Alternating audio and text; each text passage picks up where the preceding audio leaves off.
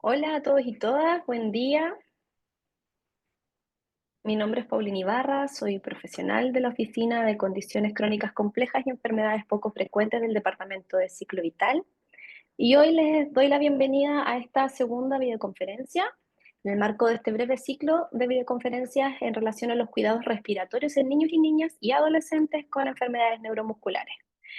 Hoy vamos a tener una sesión un poquito más práctica. Vamos a iniciar nuevamente con la presentación del doctor Francisco Prado Atlagic, ¿está bien dicho? Sí.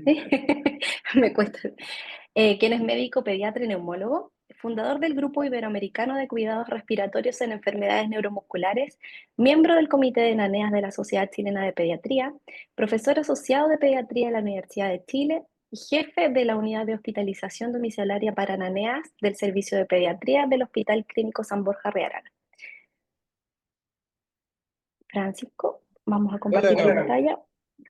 Un segundo, espérame. Ahí sí.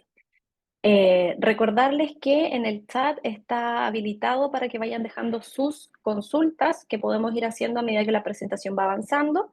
Y recordarles también que estamos compartiendo un formulario para que registren su asistencia a esta actividad. Ahora sí.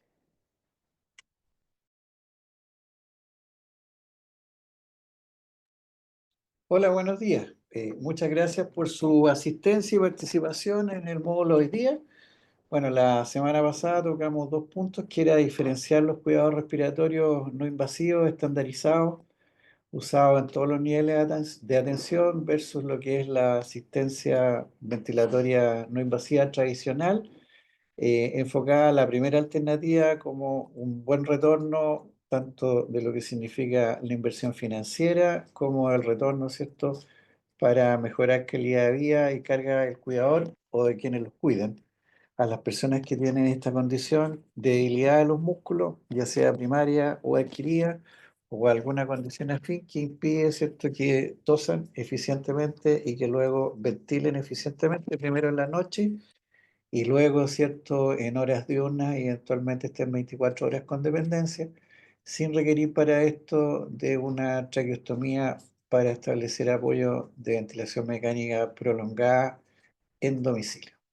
Entonces vimos aspectos que estaban vinculados a esto, vimos también, ¿cierto?, en la evaluación que es conveniente realizar para iniciar el soporte, primero el eje central, que es el apilamiento de volumen pulmonar, activo-pasivo; segundo, la asistencia manual o mecánica a la tos; y como tercer punto relevante, que generalmente va hacia el final, cuando progresa la enfermedad, ¿cierto?, que es el soporte ventilatorio, ¿ya? Y hoy día entonces vamos a analizar con Antonio, ¿cierto?, dos puntos. Una son los aspectos prácticos ejemplificados en algunos casos clínicos del manejo ambulatorio, y después Antonio se va a referir a algo que es muy importante, que es lo que pasa cuando un paciente llega a internación en falla ventilatoria, ¿cierto? Está, por lo tanto, extremadamente frágil, y cómo evitar, ¿cierto?, que el paciente sea intubado posteriormente, de estando intubado no pueda ser extubado,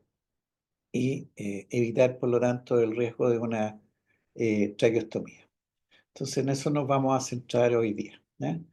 Este es nuestro flyer, ¿cierto?, de salud digital, de el bloque que estamos haciendo hoy día, ¿ya? Y bueno, contarles que si quedan con ganas, ya el jueves 22 de mayo, después les puedo mandar el link, con Antonio vamos a participar con otra asociación de pacientes. En esta vez los pacientes con distrofia no Duchenne, ¿ya?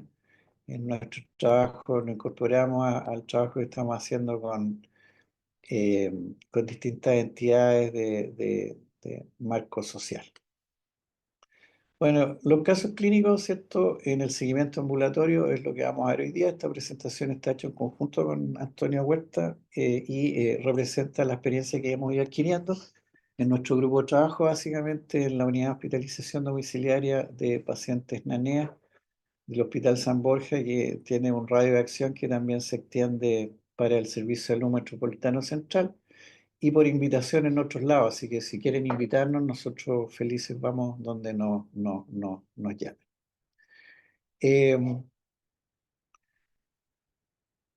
No tengo conflicto de intereses, aquí está mi foto seria, ¿cierto? Y sin conflicto de intereses para lo que vamos a conversar hoy día. ¿Ah? Allí, tal como la vez pasada, le dejo el QR para el link a los puntos principales, que son 14 puntos que fueron discutidos recientemente en una actividad científica que realizamos en la ciudad de Puerto Montt, con una previa que fue en el URASI, en el Hospital Roberto del Río. Y estos puntos relevan, ¿cierto? Aquella síntesis de los mismos que creemos que son muy importantes de ir abordando por los grupos de trabajo. Y por otro lado también le dejo este QR, ¿cierto? Para nuestro libro Distrofia muscular de Duchenne, que aborda cuidados respiratorios y también cuidados paliativos como estrategias de manejo humanizado, ¿cierto? Este es un libro que es un proyecto con la Fundación Duchenne Chile, con la Universidad de Chile, y de hecho, como ustedes ven, está el enlace con la biblioteca digital de la Universidad de Chile, es de descarga libre y consulta en formato digital. Este libro, digamos, aun cuando es bien específico en Duchenne, ¿cierto? Permite tener un nivel de información que es extrapolable a cualquier condición no Duchenne también. Entonces, allí, en esta diapositiva, no, no, las tantas cosas que hemos hecho, ¿cierto? Aborda tres cosas. Las enfermedades neuromusculares de progresión rápida, las enfermedades neuromusculares de progresión lenta, como es la distrofia muscular de Duchenne, la de progresión rápida, la atrofia muscular espinal de tipo 1, ¿cierto? Y la transición del niño al adulto, como son un montón de condiciones, incluyendo, ¿cierto? Un buen modelo a estudiar, que es el de las distrofias musculares de Duchenne.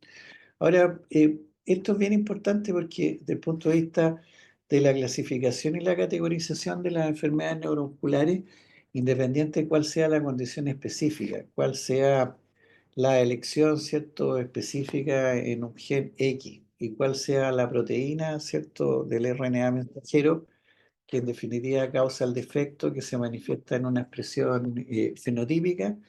Independiente de eso, independiente de la histología, ¿cierto? Los patrones de presentación clínica permiten agrupar a los pacientes desde el punto de vista de los cuidados respiratorios y muy probablemente la aproximación ortopédica y otras disciplinas en condiciones que uno las puede agrupar en enfermedad neuromuscular tipo 1, tipo 2, tipo 3 y tipo 4.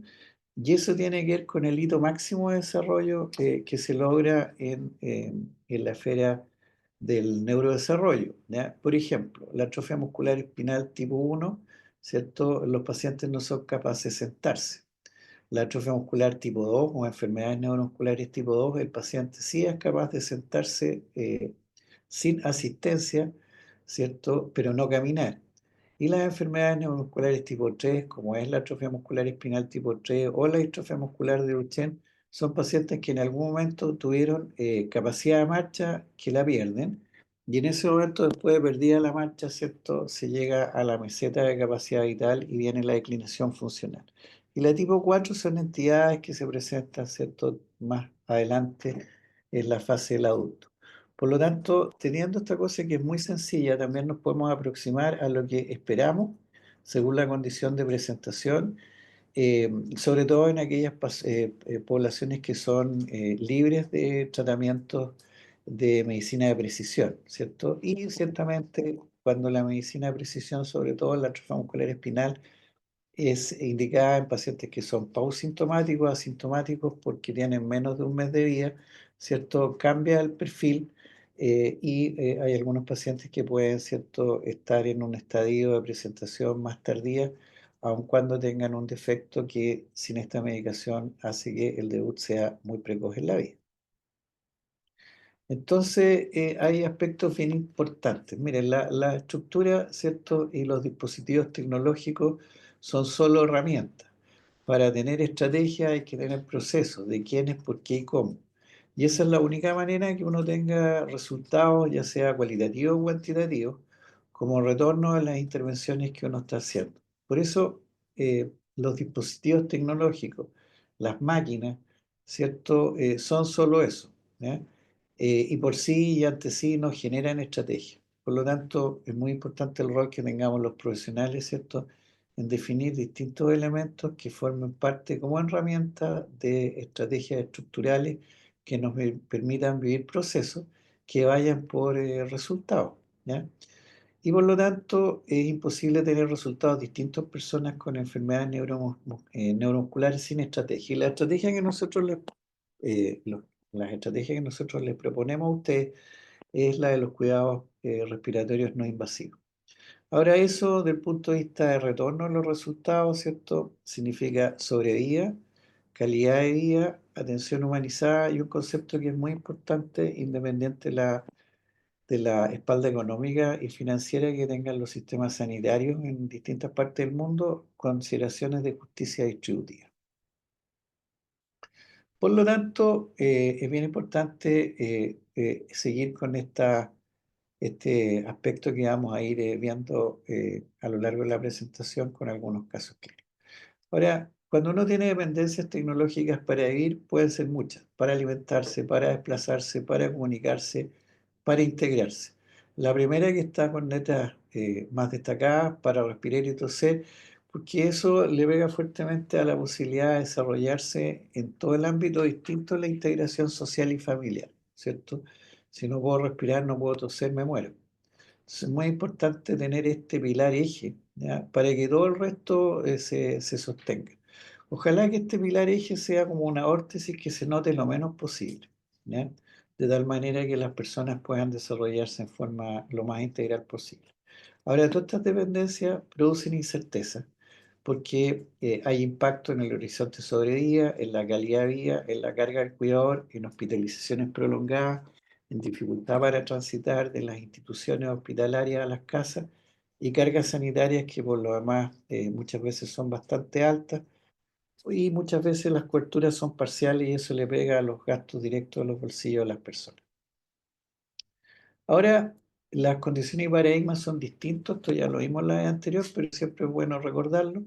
Las enfermedades del parénquima pulmonar y las vías respiratorias, pues sí pueden requerir rehabilitación respiratoria, entrenamiento específico de músculos, inspiratorio y expiratorio, si hay alguna consideración de saturación, oxigenoterapia domiciliaria y ventilación mecánica prolongada, muchas veces con soporte de presión no alto, porque más bien es una asistencia, no es hacer descansar plenamente un músculo que está exhausto porque tiene una condición primaria afectada.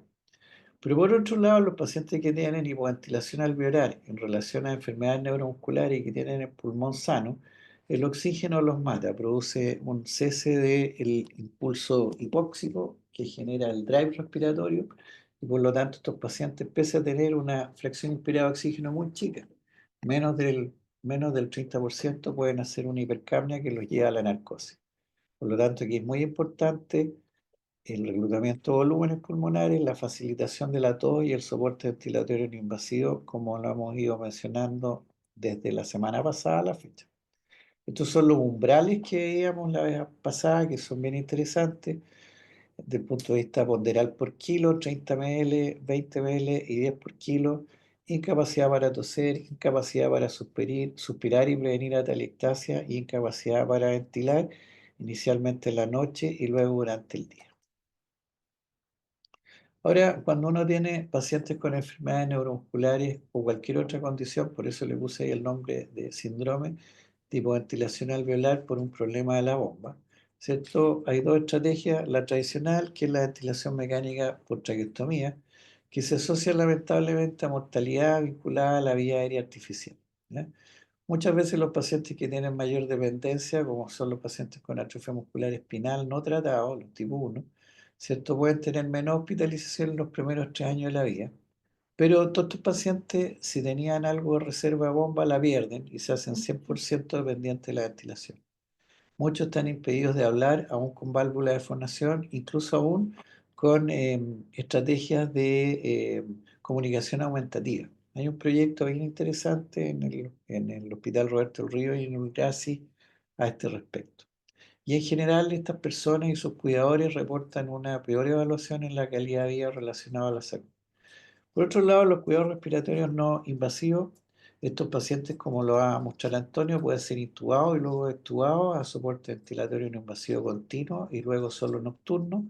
Tienen un menor número de agudizaciones después de los 3 a 5 años de vida y tienden a tener mejor sobrevida, calidad de vida, pueden irse más fácilmente a la casa y ciertamente tiene una ecuación de costos con ahorro y menor carga financiera para quien lo establezca en forma organizada.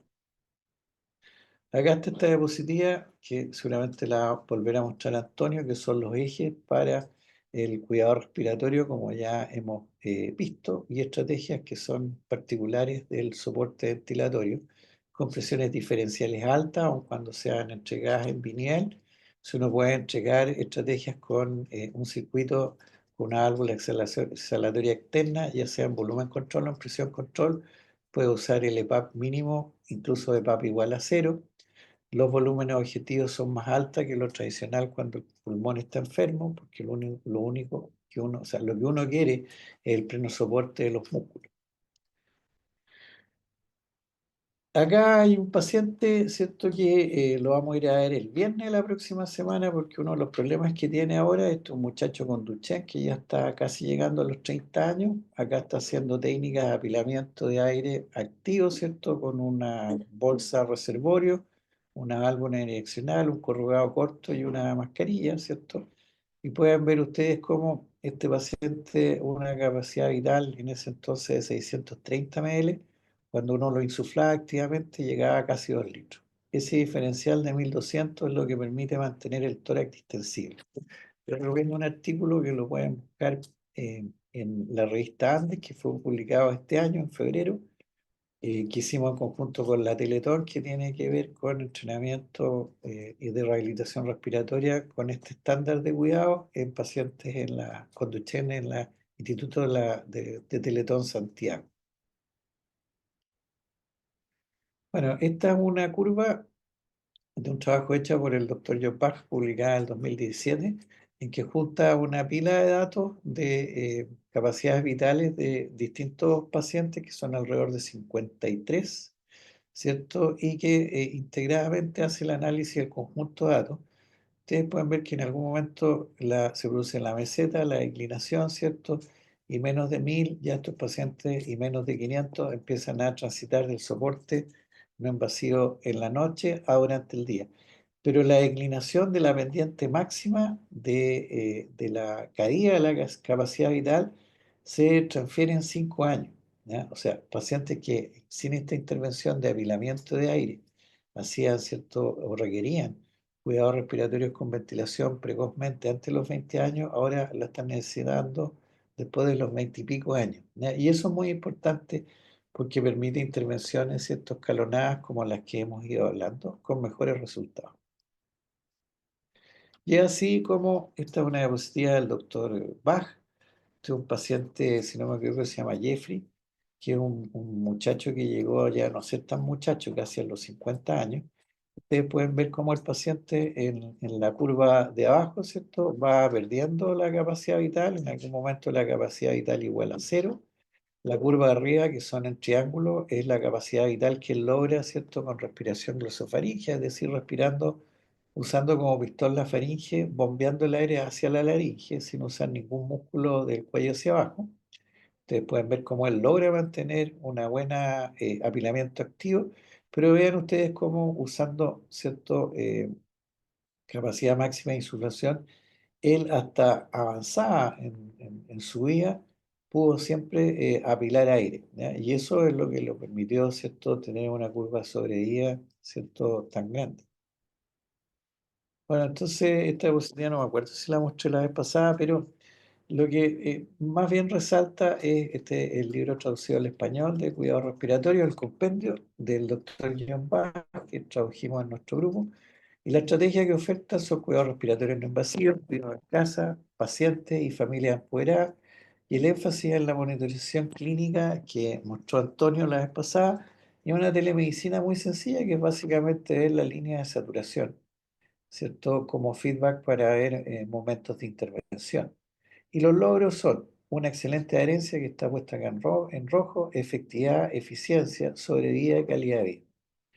Hay estudios que están saliendo, este es un estudio publicado hace un par de años atrás, ¿cierto? En European Respiratory Journal, ¿cierto? De la efectividad a largo plazo de la ventilación mecánica prolongada con monitoreo, ¿cierto? Remoto, puesto en el escenario de los neuromusculares. La estrategia propuesta, básicamente, cuidados respiratorios no invasivos, el paradigma clásico de asistencia ventilatoria, cuidado en las casas, pacientes y telemonitorización, pero mucho eso hecho el énfasis en saber la relación entre la frecuencia respiratoria y el trabajo respiratorio, que eso es, perdón, y el volumen corriente, que eso es el trabajo respiratorio, y la carga, que en el fondo tiene que ver con la relación entre el volumen corriente y la presión de soporte, que es un índice de intensibilidad. Pero básicamente está muy puesto en esto, ¿ya? Y si bien es cierto, ellos disminuyen el trabajo respiratorio de los pacientes a través de esta medición de los índices, ¿cierto? La mortalidad vinculada a la pobre adherencia es alta.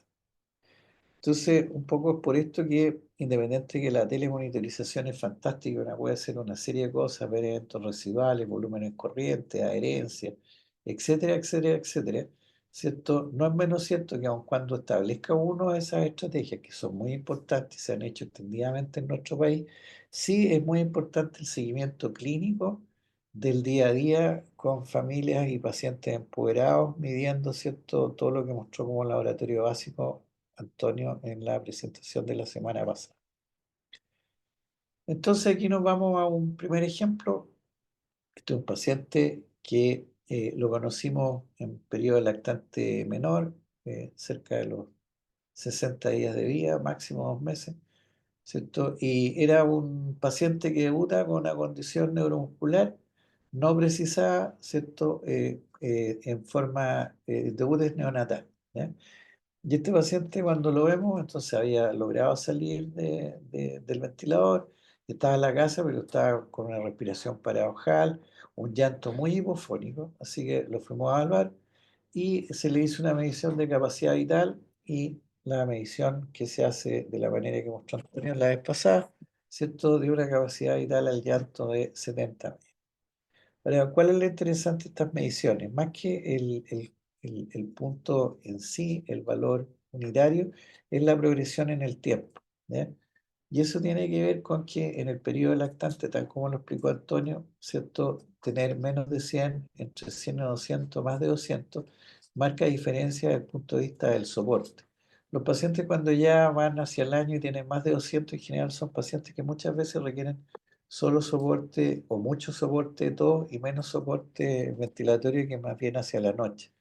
Y los pacientes que tienen menos de 100 claramente son pacientes dependientes de máquinas, son dependientes para respirar de un dispositivo de ventilación y también hay que hacer mucha intervención de asistencia manual y mecánica del la Acá hay otro paciente que tiene otra característica, que esta sí se había verificado con diagnóstico genético de atrofia muscular espinal, de presentación temprana, en periodo lactante, o sea, una AME tipo 1, pero esta niñita tenía 3 copias del SMN2. Por lo tanto, esta paciente se sentó con apoyo, ya tuvo tratamiento de precisión, incluso empezó a poder pararse en forma asistida. A los 2 años, esta paciente ya camina, tiene una capacidad vital de 400 ml. Al año, los pacientes suelen tener de 200 o más, ¿no? Entonces, si uno lo ve por aproximación del predicho en relación al peso, tenía aproximadamente 30 ml por kilo. Y ese paciente entonces está fuera de los umbrales de ventilación, pero sí, esta paciente cada vez que tiene tos debilitada, porque se exagera con un resfrío común, requiere intervenciones con apilamiento y con toda asistida, básicamente toda asistida manual. Aquí estamos con otro paciente, esto en institución, midiendo la capacidad vital al llanto en un lactante 5 meses con atrofia muscular tipo 1. Este paciente tenía una capacidad vital al llanto de 70 ml y era un paciente que requería soporte ventilatorio continuo, insuflación, exuflación mecánica. Y es bien coincidente cuando uno tiene estos pacientes con una capacidad vital mermada, ¿cierto? Tienen respiración paradojal y la respiración paradojal es un muy buen indicador para el inicio del punto de vista clínico del soporte y también para ver la titulación de las presiones de soporte. Es decir, uno tiene que usar estrategias de ventilación que anulen la presión en la respiración paradojal. Acá esto es el seguimiento de un paciente, está publicado en un artículo que se llama Nuevos paradigmas en atrofia muscular espinal de presentación temprana, siempre es bueno recordar, esto lo publicamos el año pasado en la revista Neumología Pediátrica, y ejemplificábamos acá un paciente con atrofia muscular espinal que a los 2 meses fue medicado con alguna de las estrategias de los 3 medicamentos que hay para atrofia muscular espinal, y el paciente tenía una capacidad vital alrededor de 100 ml, pero hace una infección respiratoria y cae a menos de 50. Con menos de 50, cero autonomía ventilatoria, este paciente hace un fallo respiratorio, se tiene que intubar por un virus respiratorio sincicial, y después de una estancia prolongada en su hospital de origen, se deriva a otro hospital que tiene más experiencia en el tema, y se logra actuar después de 3 meses intubado al tercer intento. Y de ahí para adelante todo es mejoría, con soporte ventilatorio no invasivo, presión control, asistida control, con circuito PAP activo y PAP de 16 y PAP de 0, o sea, un diferencial de presión de 16 centímetros con interfase nasal WIS pediátrica. Lo importante es que este umbral de 200 es lo que demuestra que estos pacientes logran irse independizando, ¿cierto?, a un cuadro estemparético desde el punto de vista de las horas de ventilación diurna fundamentalmente. Aquí está una medición de la que mostró Antonio la vez pasada en otra paciente con atrofia muscular espinal, intervenía, ¿cierto?, con Zolgensma. Esta paciente se medicó tempranamente y tenía tal vez una presentación más gentil de su enfermedad y ha evolucionado muy bien. ¿Ah? Esta es una niña que está en el sur de Chile. Acá están las mediciones que ustedes ya conocen. Estamos haciendo una intervención en una paciente con atrofia muscular espinal tipo 2, ¿cierto? Haciendo pruebas y viendo, ¿cierto?, la reserva que hay, midiendo la diferencia entre la capacidad máxima de insulación y la capacidad vital, ¿cierto? Y fíjense ustedes, 500 ml.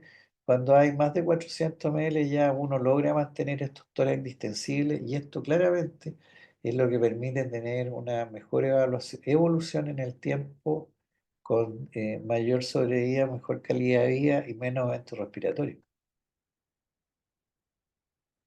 Esta es una diapositiva muy antigua que demuestra cómo un paciente que tiene una condición neuromuscular frente a un simple resfrío común tiene una caída en su capacidad vital, en las presiones medidas en boca, Pimax, Pmax, en la saturación, ¿cierto? Hay un aumento correlacionado con la disminución de la saturación de la tensión transcutánea CO2. Y esto tiende a recuperarse después de 15 días. Por lo tanto, estos son los eventos que en estos pacientes que están en una condición por arriba del umbral ventilatorio, pero bajo el umbral de oxígeno, en forma ambulatoria hay que manejar con buena educación, tener estas bolsas de reservorio. Nosotros hablamos del kit Ambuac, que permiten hacer apilamiento activo-pasivo y también asistencia manual de la tos.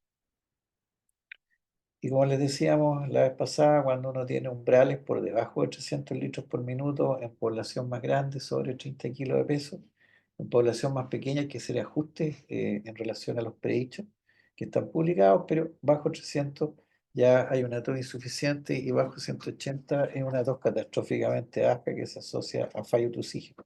Por lo tanto, es muy importante mejorar estos flujos con estas intervenciones que se pueden hacer en forma ambulatoria. Si no, terminamos con esta condición, que es una atelectasia masiva del pulmón izquierdo. Este es un paciente ya grande con una distrofia muscular de Duchenne. Nuevamente, los valores críticos desde el punto de vista de los flujos tosidos y de las capacidades vitales, que son bien importantes y ayudan mucho al momento de hacer seguimiento en casa de los pacientes. ¿Ya? Eh, Más que un predicho, ¿cierto? Lo que interesa mucho es el valor absoluto y el seguimiento del valor absoluto en el tiempo. Este es un paciente, ¿cierto?, que tiene una atrofia muscular espinal, ¿cierto? Está con soporte no invasivo y hace una atelectasia masiva del pulmón, ¿cierto? Este paciente no hacía mucho reclutamiento de volumen. La facilitación de la tos no era un concepto que hubiera entrado en esa familia. Y que ustedes ven como un antes y un después. Este paciente obviamente se tuvo que hospitalizar, pero liberó la atelectasia, ¿cierto?, con estrategia de asistencia manual de la tos. Entonces, el soporte ventilatorio, ¿cierto? Como decíamos, en la medida de lo posible, si uno tiene equipamiento que permite usar circuitos externos de válvulas exhalatorias externas, permite la programación en modalidad asistida control por volumen o por presión. Si ustedes van a usar generadores de flujo con monorama y exhalación pasiva, Recuerden que la presión de soporte tiene que ser a lo menos de 15 centímetros de agua. Cuando ustedes usan estrategias con válvula exhalatoria externa, pueden usar PIP 0 y se usan los generadores de flujo, muy importante como ya veíamos, el binivelado en programación completa de descanso, que permita la presión de empuje o presión diferencial para ventilar apropiadamente. Más de 15, más de 18 va a depender también del rango de peso. Aquí hay ventiladores, nosotros no tenemos conflicto con la industria, pero estos ventiladores se usaron por mucho tiempo. Ahora hay muchos más, yo creo que voy a mostrar como tres. Pero lo interesante es que ustedes pueden ver que está el circuito monorama, hay dos líneas de presión, una que es presión proximal y otra que se sienta en esta válvula exhalatoria, y de esa manera entonces uno puede hacer programaciones en presión o en volumen control. ¿Eh? Acá está un mono, ¿cierto? En que muestra el bombín, ¿cierto? Un filtro de alta eficiencia, ese uno lo puede prescindir, el de adelante no, sobre todo cuando hay cuadro pandémico o epidémico, ¿no? Y la interfaz es, ¿cierto? Una mascarilla de ventilación donde nosotros lo que hacemos es que ocluimos los portales exhalatorios para que la exhalación pueda ser por la válvula exhalatoria. Aquí hay otro ventilador, este es de la línea de Resmed, este es un Astral 100 o 150. Este equipamiento tiene el mismo dispositivo, aquí están las líneas de presión, ¿cierto? Y aquí hay una pipeta, ¿ya? Para pacientes que tienen autonomía para mover el cuello, encontrarse con la pipeta y grabar el aire necesario para ventilar.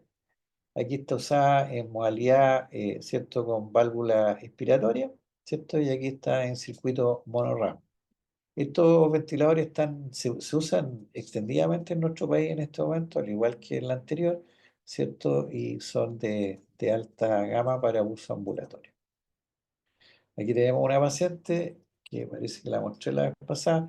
Esta es una niñita que tiene otra condición, una hipoventilación central congénita, pero está ventilada con la misma estrategia ventilatoria. Aquí ustedes ven la WIS pediátrica, el circuito de ventilación, la válvula exhalatoria, la pieza que permite poner estas dos líneas de presión. O sea, esto es una realidad que existe en Chile. Y acá tenemos un ventilador muy interesante, este es el Lowenstein, el Prisma 50, que es un ventilador muy silencioso, pesa menos de 4 kilos, ¿ya? Y también permite hacer la misma estrategia de ventilación. Aquí estamos haciendo una prueba con una paciente con atrofia muscular espinal adolescente tipo 2. Las interfaces, los tipos de las caras son muchas, ¿cierto? Y hay que elegir la mejor y ojalá tener más de una. ¿Ah? Esta no se las recomiendo. ¿Ya? Estas son las de medicina del sueño. Son muy interesantes, permiten entregar estrategias de ventilación. Estas dos, como es la MaraView y la DreamWear, hay muchas otras en este momento. Permiten liberar el puente nasal, permiten que el paciente mire sin ninguna interferencia por la interfase y anulan la posibilidad de lesión sobre el puente nasal que puede producir ciertas heridas por decúbito. En los lactantes hay una serie de dispositivos, ¿cierto? La WIS pediátrica se usa mucho en los menores de 10 kilos. Eh, Se me fue por ahí, bueno, hay una que se llama Soft Baby Respireo, que es de Air Liquid, que esa es muy interesante porque permite ventilar niños con una mascarilla nasal que tenga menos de 5 kilos de peso. Pero también nosotros hemos integrado a nuestro equipo a través de tesis de titulación a diseñadores gráficos, pero no diseñadores gráficos, perdón, diseñadores industriales.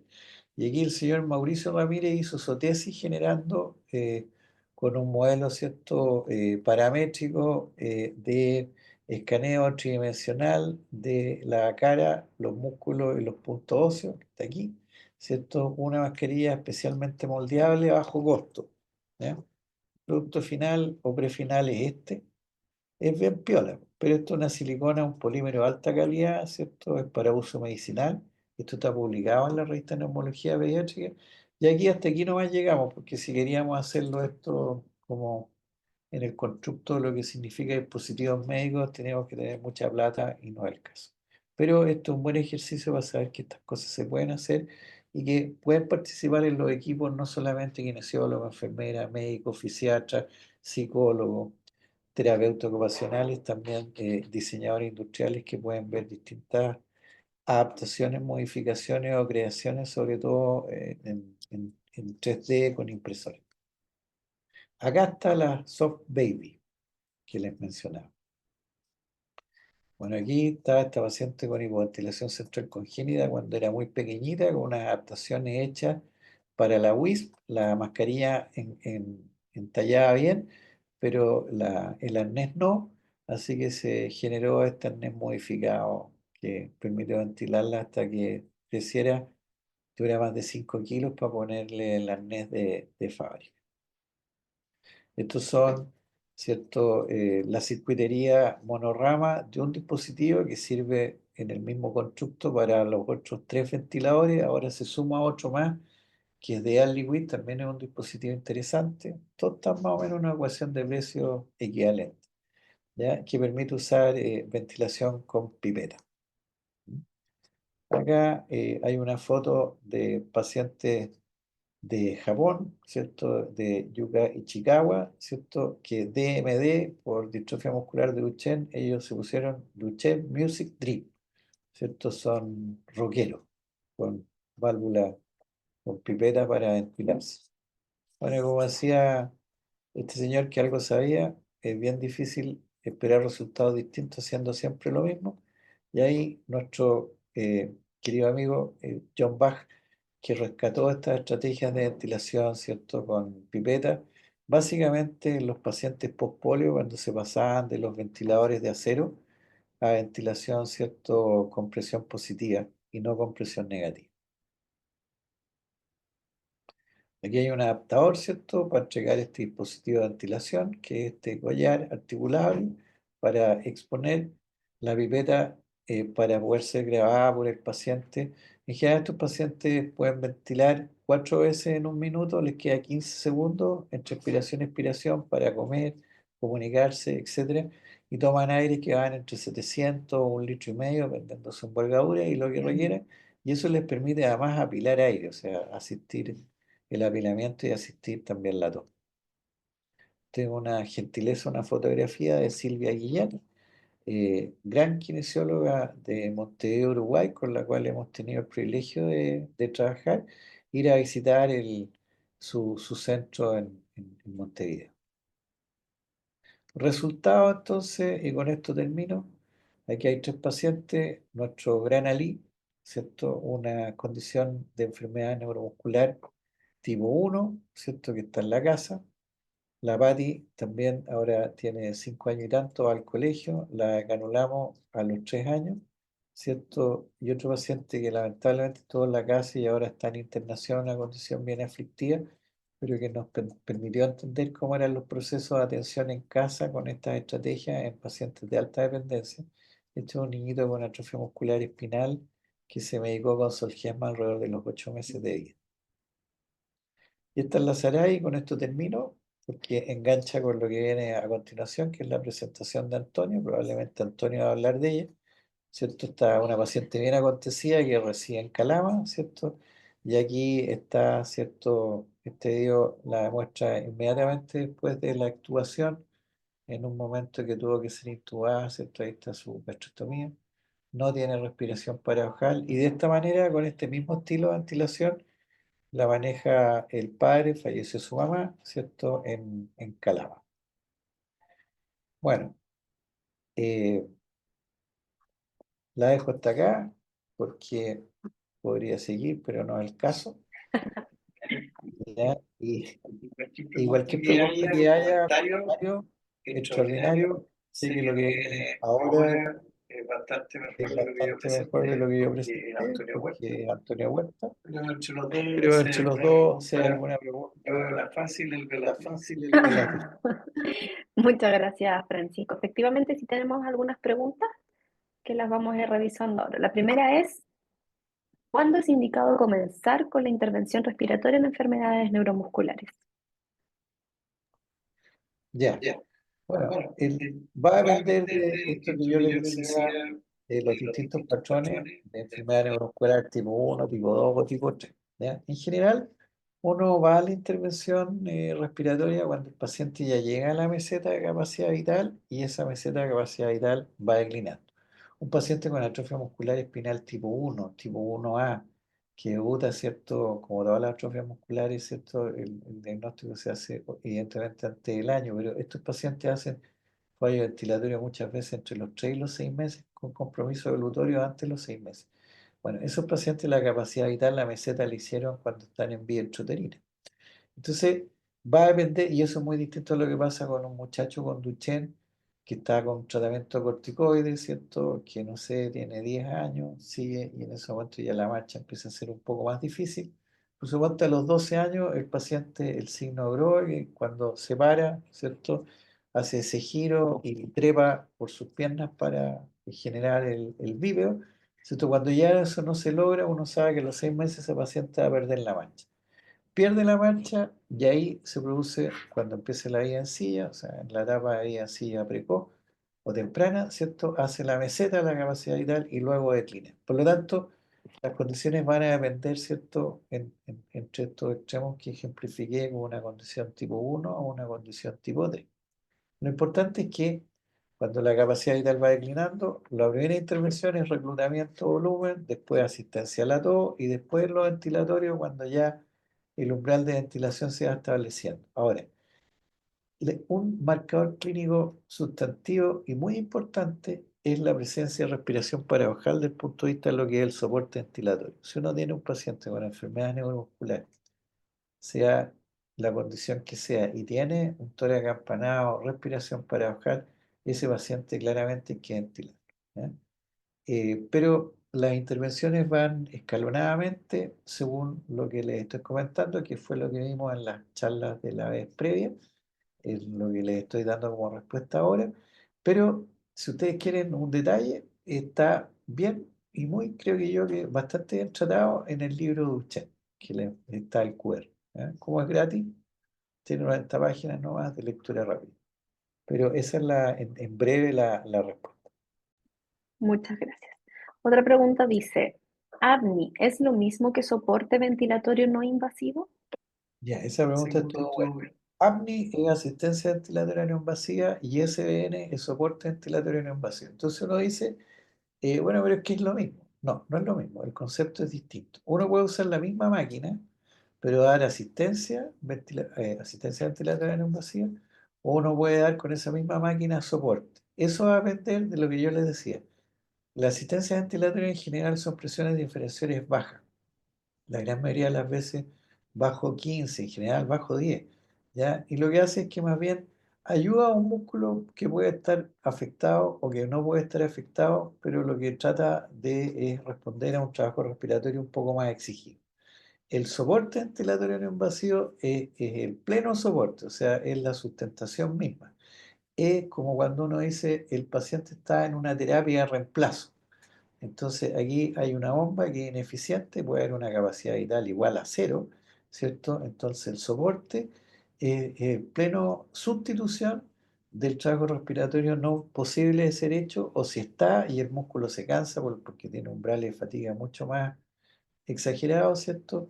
Con esta estrategia de presiones diferenciales más altas o programación en volumen control, lo que uno permite es el pleno descanso del músculo o la plena sustitución de la función. Eso es la gran diferencia. Una. Y la otra gran diferencia es que el soporte va con dos estrategias complementarias que las tres hacen los cuidados respiratorios no invasivos, que es el soporte, el apilamiento y la asistencia al lato. Muchas gracias. Tenemos dos preguntas más. ¿Los estudios de sueño sirven para las enfermedades neuromusculares? Mira, yo me acuerdo que hace muchos años atrás, cuando estaban saliendo los medicamentos de asociación Palasma, estoy hablando cuando uno empezó a conocer que había broncodilatadores de acción prolongada y corticoides de acción prolongada. Entonces, era un congreso grande. Entonces, habían 4 auditorios y los 4 estaban tratando el mismo tema. Entonces, dependiera del auditorio que uno entraba, cuál es la información que se le otorgaba. ¿Ya? Entonces, aquí va a depender mucho si la pregunta la hacen a nosotros o si eventualmente esta pregunta se la hacen a personas que trabajen en medicina del sueño. Yo, por lo tanto, les voy a contestar del punto de vista de lo que nosotros hacemos. De hecho, estamos viendo si encajamos un artículo en una revista X que ya mandamos, que es una carta editorial en que de hecho nos referimos, dado que publicamos el año pasado un artículo en conjunto con el doctor John Bach de revisión y discusión de cuáles los estudios funcionales para el inicio de los cuidados, el seguimiento, que es lo que habló la semana pasada Antonio, ¿cierto? Los estudios de sueño no salen por ningún lado. ¿Por qué? En general, los estudios de sueño atribuyen al cerebro y a la garganta lo que está pasando en otra localización y efector que es el músculo. ¿Ya? Si uno hace estudios de sueño, por ejemplo, no pone líneas de CO2, va a tener un montón de índices, ¿ya? Que pueden ser referidos a apneas centrales, apneas mixtas, apnea obstructiva. Por ejemplo, los duches menores de 10 años tienen, por hipotonía de la garganta, tienen muchos eventos obstructivos. ¿Ya? Y después aparece, ¿cierto?, la hipoventilación. Pero si uno no pone línea de CO2, ¿cierto?, no tiene la constancia y la hipoventilación.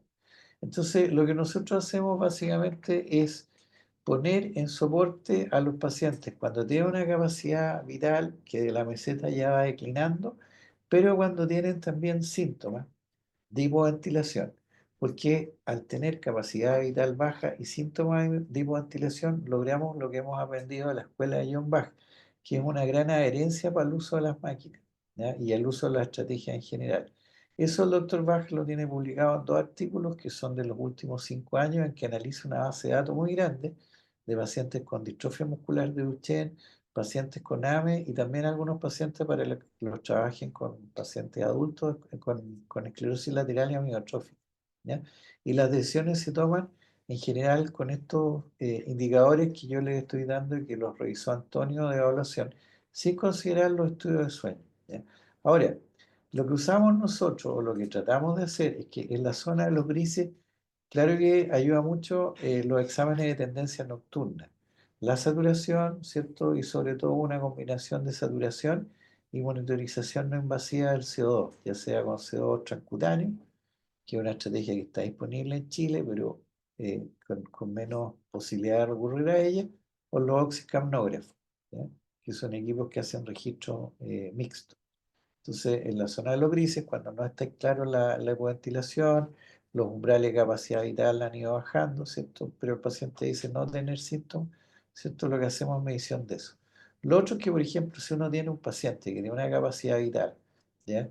Que ha bajado menos del umbral, ¿cierto? De los 30 ml por kilo, ¿ya? O sea, umbral de oxígeno, que transitó a menos de 20 ml por kilo, que ya es claramente un paciente que tiene que ser intervenido no solo con apilamiento y facilitación de la tos, y que va bajando menos de eso. Por ejemplo, un paciente con distrofia muscular de Duchenne que tenga cierto, ya dejó de caminar y tiene menos de 1 litro de capacidad vital, ese paciente sí es muy probable que esté hipoventilando en la noche o que empiece a hipoventilar en la noche.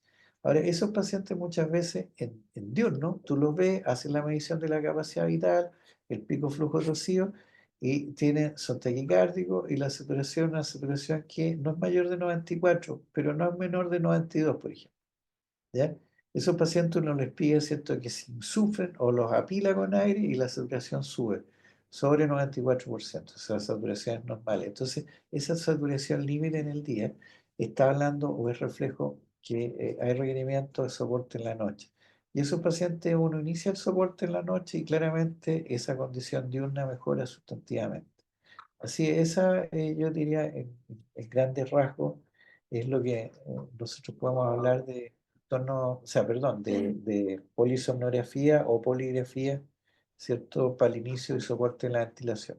Sé que esta opinión no es compartida en Chile, hay colegas míos que son médicos de gran importancia y sapiencia, que trabajan en la línea de sueño, ¿cierto? Como son el doctor Pablo Brockman y el doctor Daniel Centeno, que ciertamente pueden tener una opinión distinta. Pero esto es lo que yo les estoy comentando, la experiencia que nosotros tenemos y lo que creo que es bien interesante, que es la experiencia que tiene el doctor John Bach.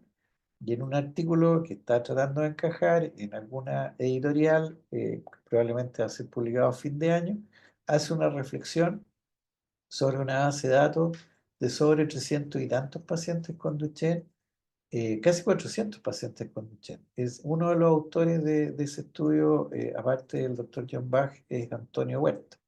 Así que yo creo que ahí le puede complementar tal vez la respuesta más adelante, Antonio. pero por ahí va nuestra explicación y aproximación práctica al paciente.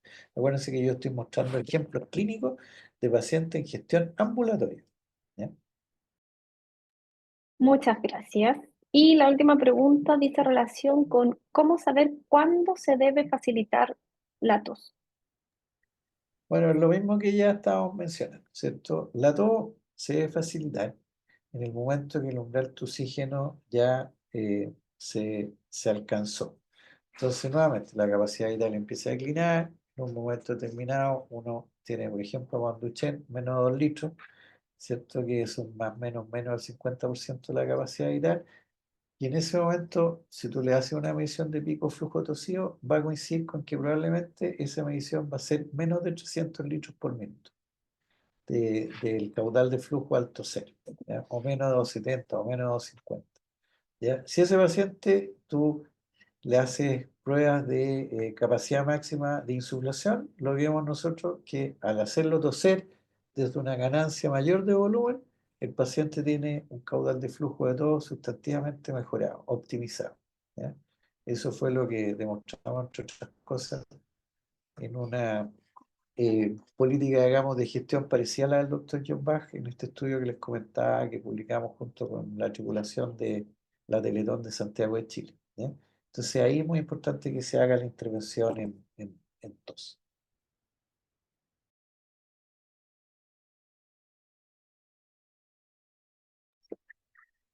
Muchas gracias, Francisco. Recordarles que sus preguntas las pueden ir dejando en el chat para que las vayamos revisando y que por favor registren su asistencia en el formulario que también se está compartiendo en el chat de esta videoconferencia. Vamos a continuar ahora con la revisión de los casos clínicos. Y sigue a continuación entonces Antonio Huerta, quien es kinesiólogo, magíster en fisiología clínica del ejercicio, miembro del Comité de NANEAS de la Sociedad Chilena de Pediatría, coordinador kinésico de la Unidad de Hospitalización Domiciliaria para NANEAS del Servicio de Pediatría del Hospital Clínico San Borja Arriara. Antonio, te dejamos con tu presentación. Muchas gracias, Paulina. Muchas gracias a la oficina por la invitación a dar esta charla. Creo que son de gran relevancia, sobre todo hoy en día, que estas enfermedades están cada día más ahí en la palestra, cada vez más visibles. Antes tal vez estaban un poco escondidas dentro de lo que es el quehacer tanto médico como kinésico, pero tratamos poco a poco, junto al doctor Prado, tratar de ir visibilizando cómo se deben tratar estas enfermedades en el plano respiratorio y tratar, como dice acá el título de la canción, evitar una traqueostomía en las enfermedades neuromusculares que muchas veces tienden a ser innecesarias y por lo demás molesta para los pacientes y siempre van en desmedro de su calidad de vida.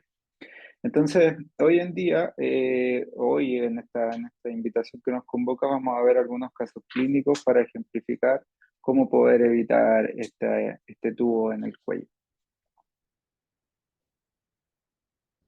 Bien, ahí. Lo primero vamos a partir con un video, aquí voy a ser bien explícito en decir que la madre de esta paciente me pidió que yo mostrara este video donde en cualquier parte que fuese a dar una charla, porque me mostraba y lo que me quería finalmente decir es que es la forma de no tratar a un paciente con enfermedad neuromuscular tipo 1.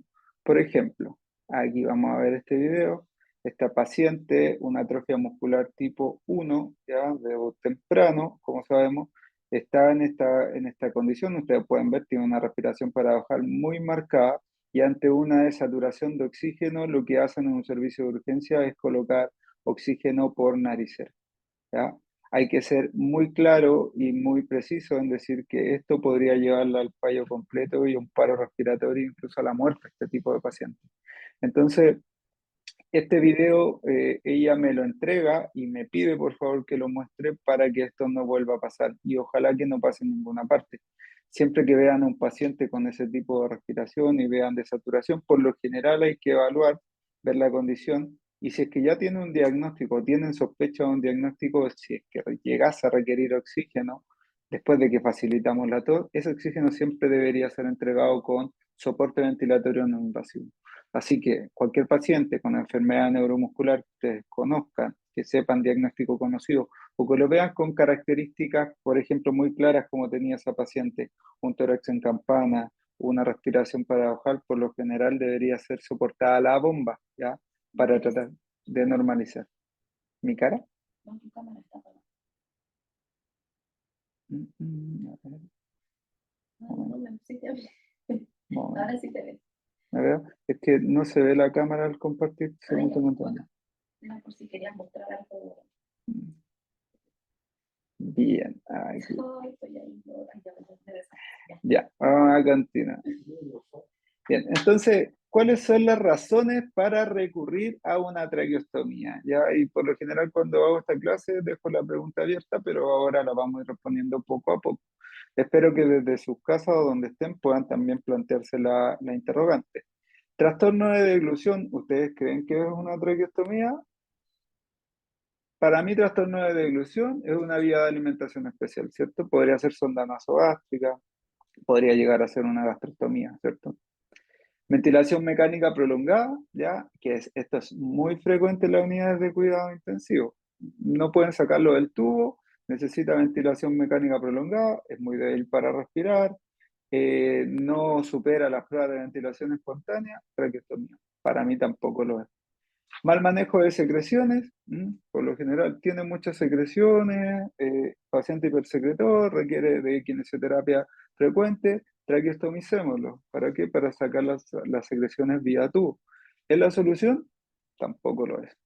Fallos de extubación, como se lo dije anteriormente, el paciente falló una, falló dos, falló tres veces la extubación. ¿Hay que traqueostomizarlo? No es así. Hoy en día existen protocolos de extubación para pacientes inextubables o considerados así, porque porque son muy débiles para respirar, pero sabemos que con el soporte ventilatorio no invasivo podemos hacer respirar incluso a alguien con capacidad vital cero. Entonces, ¿serían razones para recurrir a una traqueostomía? Yo digo que no. Y habitualmente son todas las razones por las cuales traqueostomizan a los pacientes en el mundo, por lo general. Hay ciertos lugares donde esto no se hace y tienen una evidencia muy clara de que no debería ser así. Bien, acá yo siempre soy repetitivo, lo nombré la clase anterior, la semana pasada. El doctor Prado también lo nombra, esta figura está publicada incluso y habla de los pilares del abordaje respiratorio en las enfermedades neuromusculares, pero insisto, esto es para otras condiciones afines, ¿ya? Cualquier paciente con una función respiratoria deteriorada también se comporta así, nada más que tal vez las enfermedades neuromusculares son una condición tal vez mucho más severa porque la falla es directa en la bomba y es primaria, las otras tienden a ser secundarias. Entonces, de acuerdo a la condición en la que esté el paciente, de acuerdo a la debilidad que pueda llegar a tener, de partida siempre comenzamos con el reclutamiento de volumen pulmonar, cuando los volúmenes o la capacidad vital que tiene el paciente, si es un adulto, va alrededor de los 2 litros, o cuando es un paciente menor de 12 años, tiene menos de 30 ml por kilo. La facilitación de la tos, cuando el paciente ya se pone un poco más débil, ¿ya? Que por lo general también en los adultos bajo estos 2 litros y cuando van entre los 20 y 30 ml por kilo también requieren de cierto grado de asistencia de la tos que podría llegar a ser de forma manual o de forma mecánica, de acuerdo al acceso que tenga el equipamiento también. Y en aquellos pacientes ya más débiles, ya por lo general cuando tienen menos de 1 litro de capacidad vital o tienen menos de 10 ml por kilo, se requiere de este concepto de soporte, que como muy bien lo explicó el doctor Prado, viene a soportar completamente a la bomba, siendo considerado un soporte vital y no solo una asistencia, ¿ya? La asistencia, téngalo siempre claro, viene a ayudar a una musculatura que por sí está sana y que por cierta condición, que podría ser una agudización respiratoria, requiere de una ayuda, pero el soporte no. El soporte viene a hacer todo el trabajo de la bomba o en aquellos que están muy débiles, tratar de darle un poco de descanso para el cierto grado de autonomía ventilatoria que puedan llegar a tener. Entonces, repetitivo, ya siempre digo lo mismo, trato de meter y meter el concepto, ya hablando y repitiendo esto, porque esto es clave para el manejo de las enfermedades neuromusculares y cualquier otra condición afín. Bien, Entonces, si vamos por parte, el reclutamiento de volumen pulmonar ya se puede hacer de distintas formas, ¿ya? Esto yo, como les dije, también lo he mostrado y quiero volver a repetirlo porque nos va a ayudar a entender un poco cómo se hace este tipo de técnica. La respiración glosofaringea, la más económica, la más barata, la que le da autonomía al paciente para poder hacerlo por sí solo, sin la ayuda de nadie ni de ningún elemento externo, pero la complejidad puede ser que requiere de cognición intacta del paciente para poder ejecutarla, ¿ya? Lo que hace es a través de bocanadas de aire que el paciente toma con la boca y la lengua, ya van metiendo aire dentro de los pulmones a medida que va cerrando la glotis. Entonces va tomando tragos de aire sucesivos, por lo general lo que se le pide al paciente que tome entre 6 a 9 bocanadas de aire hasta llegar a su capacidad de insuflación pulmonar. Y desde ahí que el paciente, si bien pueda botar el aire o con ese mismo aire extra que tiene dentro de los pulmones, intentar toser. ¿Ya? El reclutamiento de volumen pulmonar con una bolsa de resucitación manual ya es una forma activa asistida considerada. Este es el típico apilamiento de aire, ¿ya? Porque a través del ambú o esta bolsa podemos ir al paciente entregando volúmenes de aire extra, los que puede meter por sí solo dentro de sus pulmones, para tratar de llevarlo a su capacidad máxima de insuflación. Esto mismo, ya también considerado activo asistido, se puede hacer con un ventilador mecánico, volumétrico, un asistente mecánico de la tos. Entonces esto lo que va a hacer es finalmente, a través de presión positiva, meter aire dentro de los pulmones, también supliendo esta fase inspiratoria de la tos que podría llegar a ser, o este suspiro que hacen los pacientes para poder meter más aire dentro de sus pulmones. Y la última, considerada pasiva, tal vez la más desconocida, es con esta misma bolsa de resucitación manual, pero que se le agrega una válvula unidireccional que hace de glotis accesoria, evitando que el paciente expire y tratando de llevarlo a su capacidad de insuflación pulmonar. Esta técnica se puede hacer en aquellos pacientes no colaboradores, por ejemplo, el lactante, cualquier otro paciente que no entienda bien la técnica para poder ejecutarla de forma correcta. ¿Ah? Es tal vez la forma más técnica de hacer el reclutamiento de volumen pulmonar, pero es una técnica muy efectiva y que nos va a ayudar bastante a poder, por ejemplo, en la atrofia muscular espinal tipo 1, desarrollar el tórax, ¿ya? Este tórax en campana, muy pequeño en estructura y que nos va a limitar la capacidad de poder meter aire dentro de los pulmones y también nos va a limitar los flujos de tos que podamos llegar a hacer. Los beneficios de esta técnica son múltiples, ya es la terapia de ROM torácica. Recuerden que tal como podemos hacer elongación o flexibilización de las extremidades, el tórax es lo mismo. Si no lo estamos movilizando, se va a poner rígido y va a restringir los volúmenes de aire que ingresan. Entonces, por medio de esta técnica, lo que hacemos es movilizar la parrilla costal por completo, dándole mayor movilidad a sus articulaciones y también elongando la musculatura y todos los componentes que finalmente la constituyen. Aumenta el volumen de la voz en aquellos pacientes con capacidad vital muy bajas. Ya voy a dar un ejemplo: distrofia muscular de Duchenne, ya con capacidades vitales bajo 1 litro. La voz tiende a ser muy bajita y esto no tiene que ver con problemas de las cuerdas vocales, sino que con el volumen de aire que tiene dentro de sus pulmones para poder timbrar la voz. ¿Ah? Entonces, el hecho de poder ocupar esta técnica o poder incluso hacerlo con el ventilador va a ayudar muchas veces a que los pacientes se puedan comunicar. Previene y revierte atelectasias, ¿ya? La distensibilidad tóraco-pulmonar es muy importante. El reclutamiento de volumen pulmonar imita un suspiro y esta es la función que tienen los suspiros en nuestra función respiratoria a diario.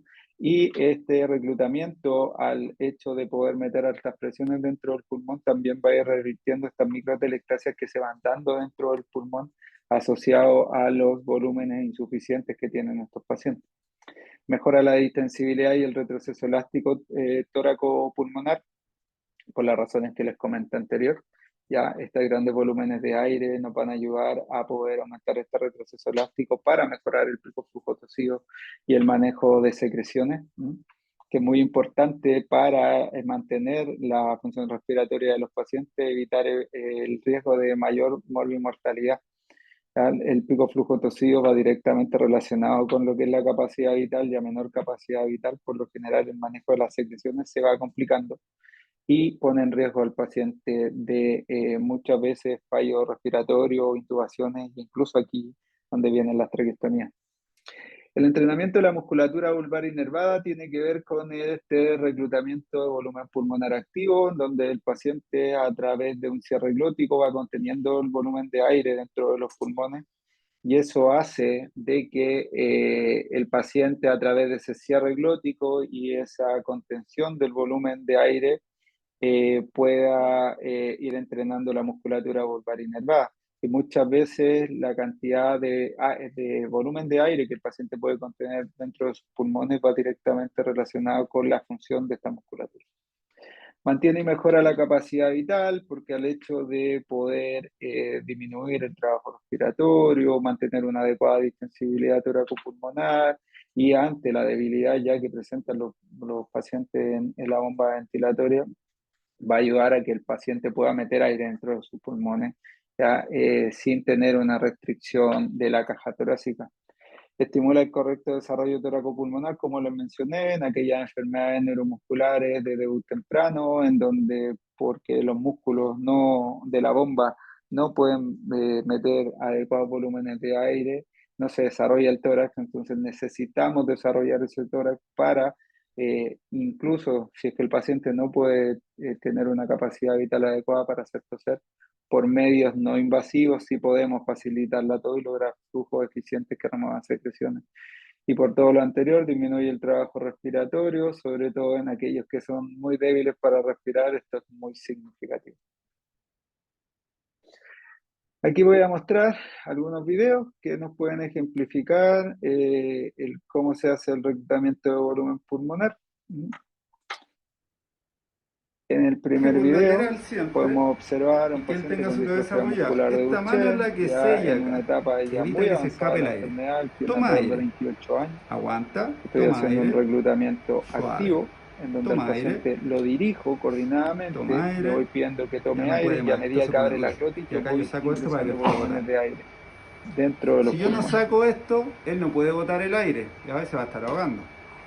¿Ya? Entonces es De coordinación. todas formas, a Toma pesar aire de y que él apretamos use suave. su glotis Toma y aire, pueda ser capaz apretamos de suave, cerrar, yo toma igual aire. ocupo la Y válvula como estamos unidireccional apretando porque me suave, aseguro nosotros de que el sabemos cuando paciente esto se no pone más expire. duro es cuando ya no se puede entrar Si más. tienen la válvula, Sistema de ocúpenla. una. Si no la Vamos de tienen, y en nuevo. aquellos pacientes que Toma son aire, capaces de cerrar la glotis, también aguanta, podrían llegar toma a aire, hacer la técnica. aguanta, Entonces, toma aire. coordinadamente Hay lo dirijo, resistencia, le pido está que lleno. abra la glotis, que tome aire, y yo voy ingresando. Una vez que el ambú se pone ya más rígido al apretón que uno le va dando, ya uno sensa de que el paciente está ahí en su capacidad máxima de insuflación. Entonces, esta técnica activa requiere de mucha coordinación con el paciente para evitar de que yo, a través de la presión que voy ejerciendo sobre la bolsa, pueda ingresar el aire a su estómago. ¿Ya? Recuerden que solo se necesitan 25 centímetros de agua para abrir el esfínter esofágico y ahí ingresar el aire. Eso no le pasa nada al paciente, solo que le va a ser molesto y va a tener que eliminar ese aire por alguna vía. Y La acá se mascarilla muestra muy la forma enrollada en la pasiva. cara. Ya esta paciente, una atrofia Presión muscular tipo 1, constante, ella va ya sacando el aquí aire. sí o sí debo Saca, ocupar la saca, válvula unidireccional. Lo único que saca. hago yo acá es sellarme Ya muy sacó muy bien la poquito, mascarilla, la dejamos girar. hacer presión sobre el ambú, esperando de que la Vamos de nuevo. paciente inspire y abra la glotis para yo Muy meter bien el aire. sellado.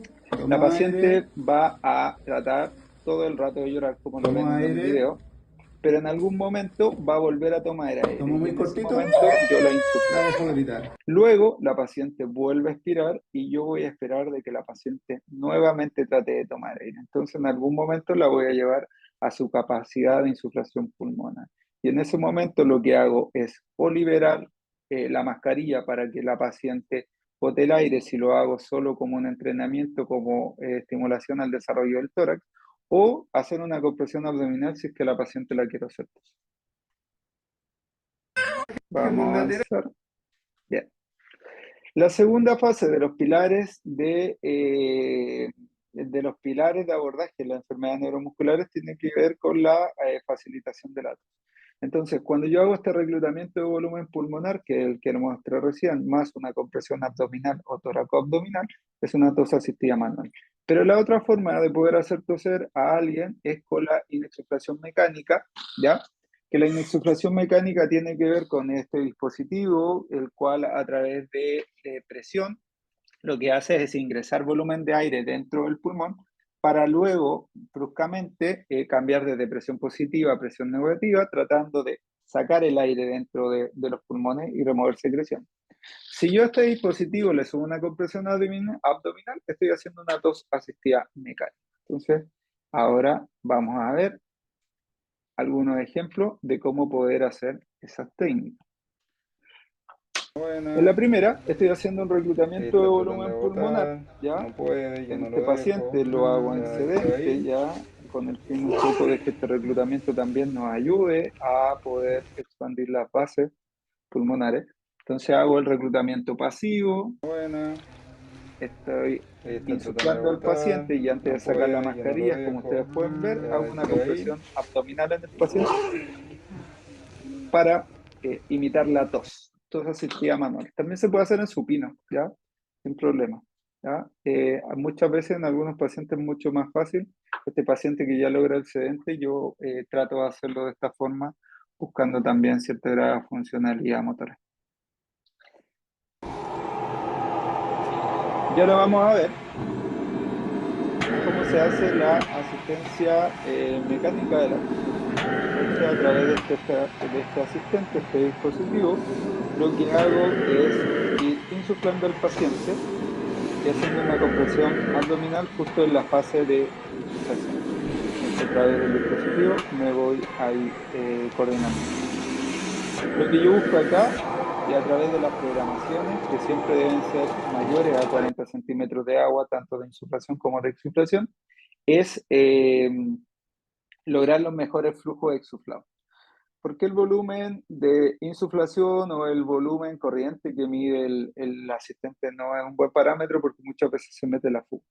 Entonces, yo al momento de ver los flujos exuflados, el flujo que estoy sacando dentro del pulmón, me va a indicar la efectividad de la terapia en estos tipos de pacientes. Buena.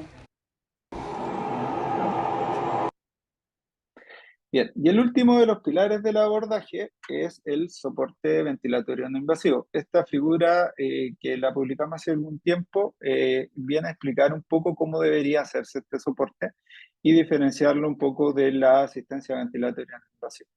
Como dice ahí, no es lo mismo que el APNI, ya el soporte ventilatorio es una programación, es un modo de programación que está diseñado para dar completo soporte a la bomba ventilatoria y descanso también, ¿ya? No solo una asistencia, es considerado un soporte vital y está hecho incluso para aquellos pacientes que no pueden respirar por sí solos, o sea, aquellos sin autonomía ventilatoria, con capacidades vitales incluso de ser.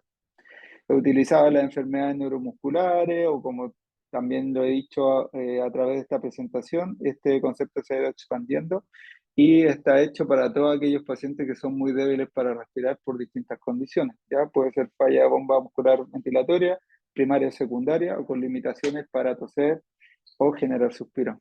Es una estrategia ventilatoria de pulmón sano.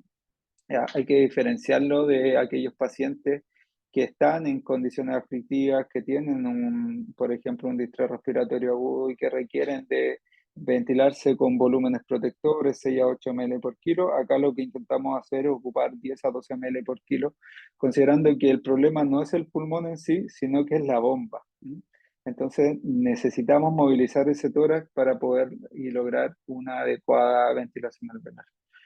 Se utiliza EPAP 0, ya que esto viene a ser bien controversial, aunque en algunas estrategias o con algunos ventiladores que no cuenten con la tecnología de circuito activo, se debe utilizar el EPAP mínimo posible, va a depender del equipo, va entre 4 a 2 centímetros de agua al mínimo.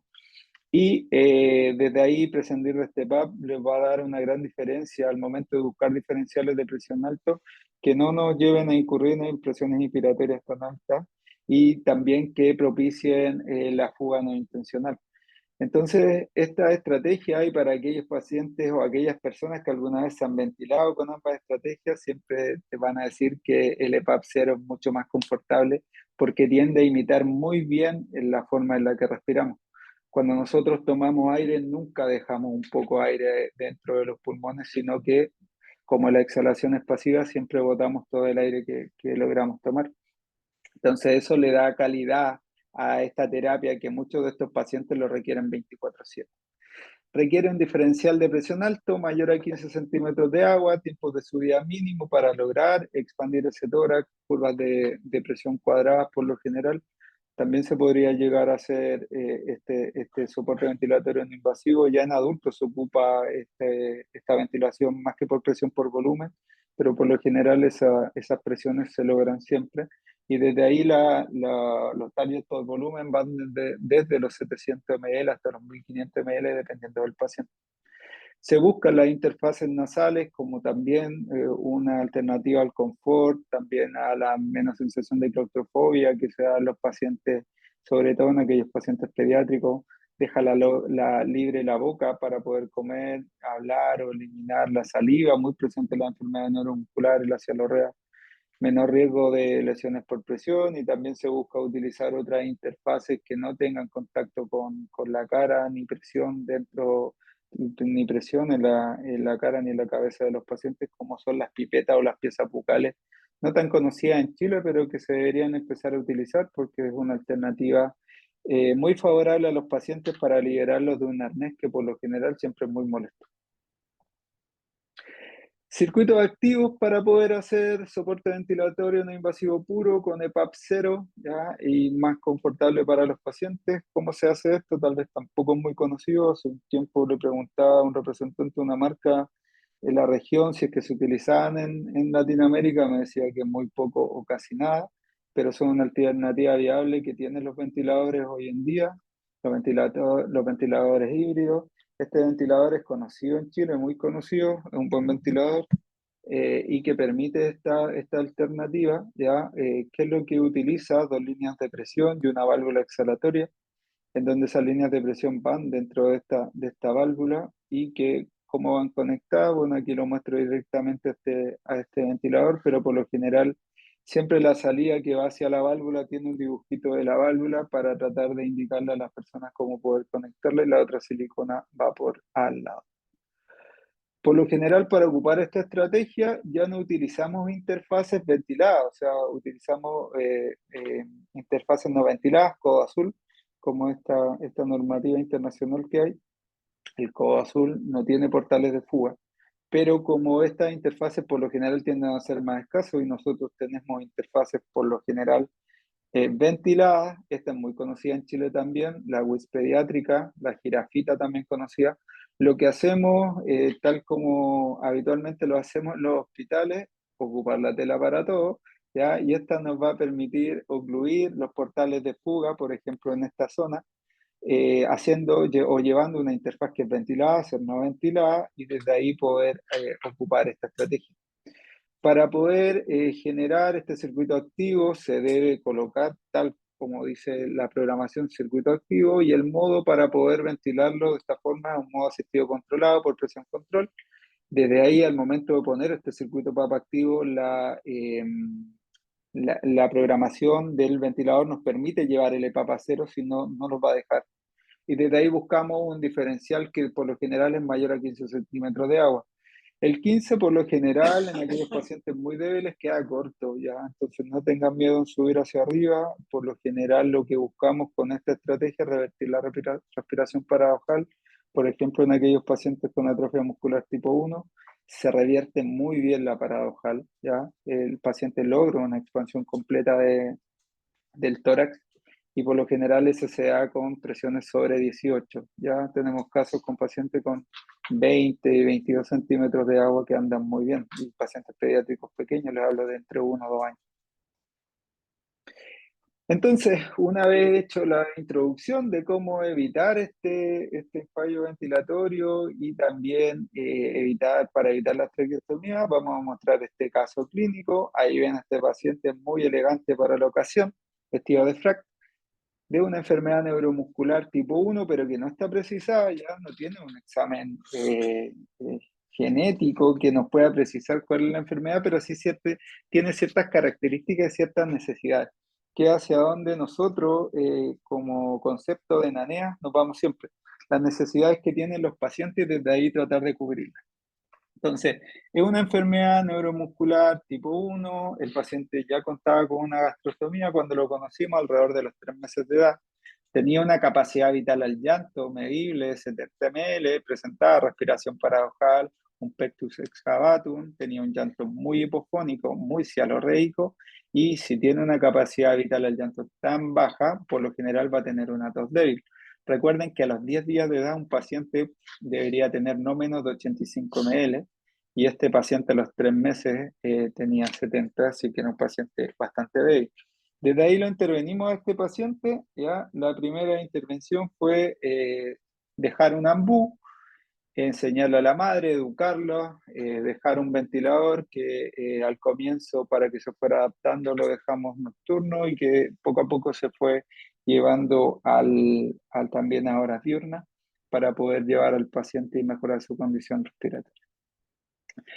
El paciente a las 2 semanas de verlo ya había subido su capacidad vital de 70 a 120 y esto no es magia, ya no es que nosotros tengamos una varita mágica y a través de esto hayamos mejorado su musculatura o su bomba, pero sí lo más probable es que a través de las técnicas de intervención no invasiva lo que hicimos fue mejorar la distensibilidad del tórax, ya lo más probable es que este paciente haya estado microtelestasiado, ya con con un mayor trabajo respiratorio, que ante la debilidad que tenía no le permitía mover buenos volúmenes de aire. Entonces este paciente en 2 semanas ganó casi 50 ml, que tal vez era su basal. Y desde ahí tratamos de intervenirlo poco a poco, con un seguimiento muy oportuno, muy frecuente también, educando y empoderando a la madre, y el paciente poco a poco fue mejorando. Ya a los meses lograba cierto grado de movilidad que le permitía incluso poder sentarse con asistencia, ¿ya? A medida que fue creciendo, que ante una carencia que tenemos en el sistema público no habían interfaces adecuadas para él, así que tuvimos que colocar una cánula nasal de alto flujo en un comienzo, pero ahí ustedes pueden ver en esta foto donde el paciente era la primera vez que le instalábamos esta interfaz nasal tipo jirafita, donde el paciente la pudo aceptar, aceptar de muy buena forma, le calzó perfecto. Si ustedes pueden ver ahí, su portal de fuga no está ocluido, ¿ya? Y esto es porque el paciente en un comienzo no teníamos circuito activo para poder ventilarlo, pero poco a poco que fue pasando el tiempo, el paciente ya logramos ventilarlo con las estrategias que yo les mostraba recién. Acá ya tenía su portal ocluido y el paciente ya lográbamos con un ventilador con batería que tuviese movilidad en silla de ruedas, con este sedente asistido y teniendo ventilación durante el día. Finalmente el paciente se fue o se ha ido independizando del soporte ventilatorio no invasivo, que solo lo ocupamos de forma nocturna, algunas horas diurnas y ante agudizaciones de forma continua. El paciente hoy en día ya logra su sedente de forma independiente. Recuerden que para poder movernos siempre requerimos de buenos volúmenes de aire. Ya si no respiramos, en realidad movernos se nos complica bastante. Lo primero es respirar, luego movernos y desde ahí el paciente se ha podido ir desarrollando. Pero no todo ha sido tan bueno, nos ha costado bastante. Es un paciente que en realidad en su casa tiene bastantes hermanos y por lo general, como ellos se enferman ya ante agudizaciones respiratorias que para un paciente sin problemas de la bomba podrían ser totalmente inofensivas, para él no, así que él lo lleva muchas veces hacia la hospitalización. Nosotros tratamos de que preventivamente llevarlo ante una agudización para no aumentar el riesgo en casa de que pudiese tener mayores complicaciones. Entonces el paciente ya se interviene en el hospital con las estrategias que ya les mencioné anteriormente. Acá lo podemos ver donde muy relajado, está con pierna cruzada y ya esperando el episodio del alta. Ya por lo general tiene internaciones que bordean las 2 semanas para tratar de estabilizarlo y después asegurarnos que también en su casa las condiciones estén aptas con sus hermanos. Atrás se puede ver el ventilador y también el asistente mecánico de la tos, más el ambú que siempre está presente en estos pacientes porque es un modo de rehabilitación. Y acá jugando con su pelotita, a veces se porta mal, lamentablemente tienen que contenerlo, pero tratamos de que no lo contengan tanto porque es un paciente que ya tiene debilidad para poder moverse, entonces limitarlo sería algo también desastroso para él. Así que eso por lo general se da en ciertas ocasiones muy específicas. Acá lo vemos con este excedente ya completamente independiente, ya sigue con su elegancia clásica que lo caracteriza. Acá nuestro amigo ya está haciendo su vida religiosa, había ido a la iglesia ahí, también por eso la elegancia. Ha seguido creciendo, hasta el momento su cuello sigue intacto, ¿ya? No ha sido fácil, pero se puede hacer, ¿ya? Muy importante empoderar a los cuidadores, a los familiares en cómo hacer este tipo de técnicas para poder mantenerlo de forma adecuada. Y nuestro desafío hoy en día, ya que lo estamos bipedestando con asistencia, acá se puede ver un bipedestador que tiene cierto grado de adaptación a él, porque tratamos de no comprimir el tórax, ya por esta debilidad que tiene para poder respirar, sino que hicimos esta adaptación tipo mochila. Y el paciente, nuestro desafío hoy en día, si bien ya está haciendo algunas adaptaciones para su movilidad, como acá podemos ver en este video, donde el paciente lo está adaptando a una silla de ruedas y está siendo capaz de poder movilizarlo. Tal vez nuestro objetivo, ojalá, es lograr la posición más alta, que el paciente pueda bipedestar por sí solo y si en una de esas se permite que pueda caminar, sería ideal, porque va a ir en directa relación con su función respiratoria y con la mejora que pueda llegar a tener. Ali, ven, mira, ven. Ali, ven. Se le ve contento. Ahora el tiempo, vamos a seguir. Segundo caso clínico, nuestro amigo Diego, que tiene alrededor de 25 años, una distrofia muscular de Duchenne, perdió la marcha a los 11 años, o sea, lleva más de 15 años sin marcha, tiene una escoliosis no operada, una escoliosis muy grande, y era un usuario de ventilación no invasiva nocturna, y acá el concepto de apnea, si ustedes pueden ver, tiene un diferencial de presión de 6 centímetros de agua, ya que lo que habitualmente nos enfrentamos con estos tipos de pacientes cuando los vamos a ver a sus casas, la forma de ventilar que tienen, tenía una frecuencia respiratoria elevada, un TI bajo, una interfaz nasobucal que le provocó una lesión por presión en el puente nasal, ya que es algo que va a complicar después a que pueda estar con este tipo de soporte. En el día estaba con oxígeno por naricera, que es algo que no se debe hacer, y no tenía protocolo de reclutamiento de volumen pulmonar, o sea, estaba solo con ventilación nocturna más oxígeno durante el día. Bueno, nosotros al ver esta situación, lo que hicimos fue hacer una propuesta, un plan, ingresar el reclutamiento de volumen pulmonar activo, porque el paciente tiene cierre glótico, se lo enseñamos a la madre 3 veces al día, 3 series, día 15 repeticiones, lo que dice la literatura y lo que ha mostrado una mayor efectividad. Ya, también introdujimos los protocolos de toda asistida manual SOS en caso de agudizaciones o a demanda cuando el paciente siempre tenga saturación menor a 94. Y aquí tal vez va un poco asociado a la pregunta que le hicieron al doctor Prado, en donde cuándo poder facilitar la tos. Por lo general, la retroalimentación por saturometría o oximetría de pulso es bastante efectiva. Cada vez que un paciente tenga menor a 95, por lo general es porque tiene secreción y desde ahí deberíamos facilitar la tos. Si la tos no normaliza, es donde ya empezamos a sospechar de que pudiese tener alguna alteración ya asociada más al parénquima y desde ahí buscar otras alternativas.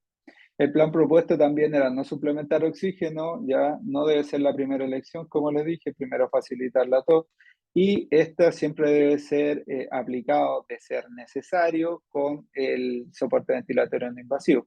Hicimos ajuste a la programación, donde le pusimos un high span, un diferencial de presión alta con un diferencial de presión mayor a 15 centímetros de agua, un EPAP mínimo que nos permitía su equipo, tenía un equipo Stellar 150, donde el EPAP mínimo de 3 centímetros de agua.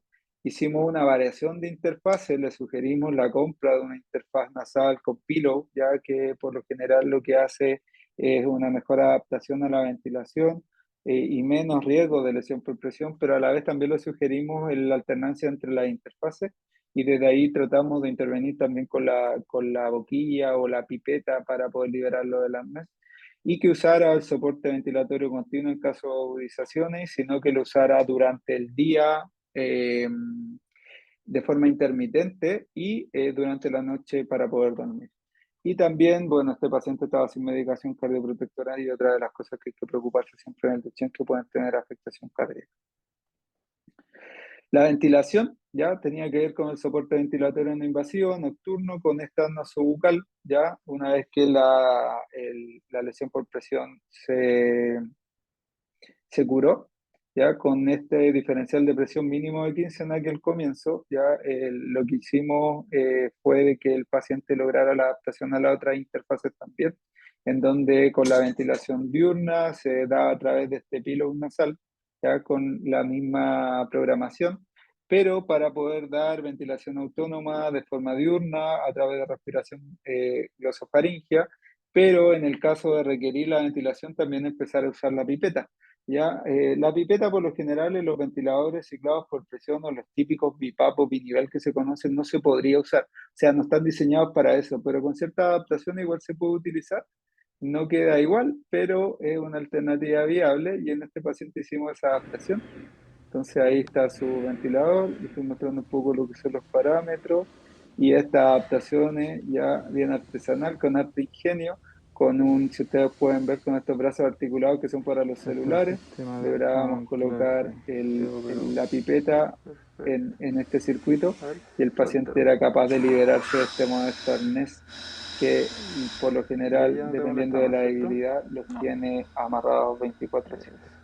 Toma, ¿no? Él ocupa la pipeta para hacer o practicar juegos de video, que es muy frecuente en los pacientes con Duchenne, de acuerdo a lo que he ido conociendo.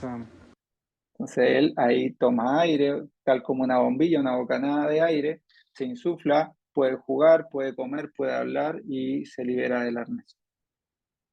Vamos a continuar. Creo que me pasé una. Acá está, ¿no? Bien, la función tusígena en este paciente fue mejorando a medida que lo fuimos interviniendo. Yo mostré esto la semana pasada. En el pico flujo tosío, en este calipso, está basal, sobre todo dejar acá bien claro que está bajo el umbral de todo funcional, que es de 160 litros por minuto al momento de hacer el reclutamiento y llevarlo a su capacidad máxima de insuflación. Esto por lo general tiende a aumentar bastante y si le hacemos una compresión abdominal, que muy bien la sabe hacer la madre, se lleva a los flujos funcionales mayores a 270 litros por minuto. Su capacidad vital, cómo se fue comportando a medida que fue el tiempo, no varía mucho la capacidad vital porque la historia natural de la enfermedad lo dice así, el paciente ya tiene una debilidad muy marcada, que lo tiene en una capacidad vital muy reducida, pero su capacidad máxima de insuflación fue aumentando a medida que fue haciendo los ejercicios y esto va en directa relación con los flujos de tos que puede generar.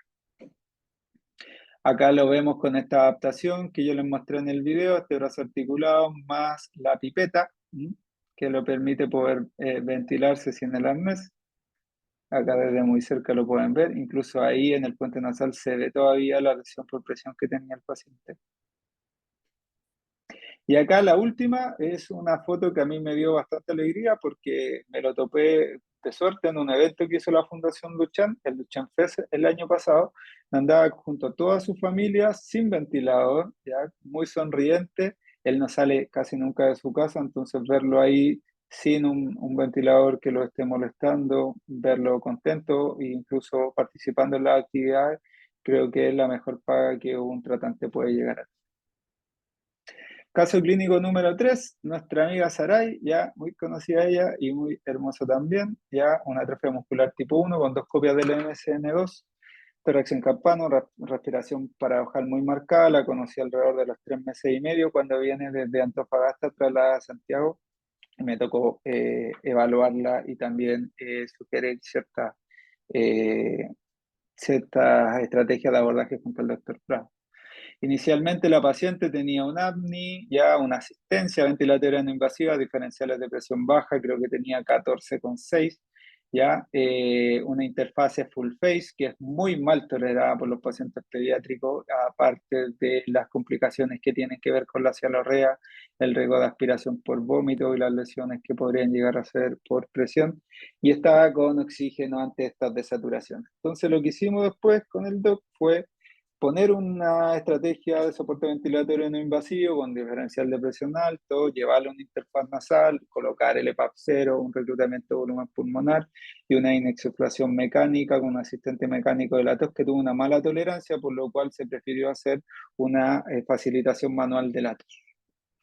Todo esto está muy bien escrito en este artículo que salió el año pasado en un consenso donde hay expertos, hay broncopulmonares, hay neurólogos, hay también intensivistas y está, bueno, el doctor Bach, que es quizás quien tiene más experiencia en el mundo de esto y que ustedes pueden descargar de forma gratuita en la revista de neumología pediátrica, o si lo googlean lo van a encontrar. Esta es la línea de tiempo de la paciente desde que se confirma hasta un episodio de intubación que tuvo. La paciente estuvo intubada algunas veces. Está en inglés porque me tocó mostrárselo al doctor Bach en el momento que estuve en una pasantía en New Jersey con él, en donde la paciente, por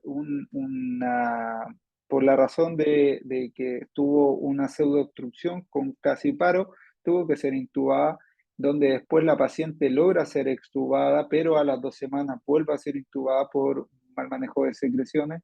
Entonces la paciente, si ustedes pueden ver dentro de esta línea de tiempo, tiene una confirmación diagnóstica, tiene la administración de la medicación de precisión, es transferida a nuestro hospital, la paciente requiere de una intubación endotraqueal por esta falla respiratoria, tuvo una extubación satisfactoria con 20 centímetros de agua de presión inspiratoria y un EPAP de 0, más este reclutamiento de volumen pulmonar.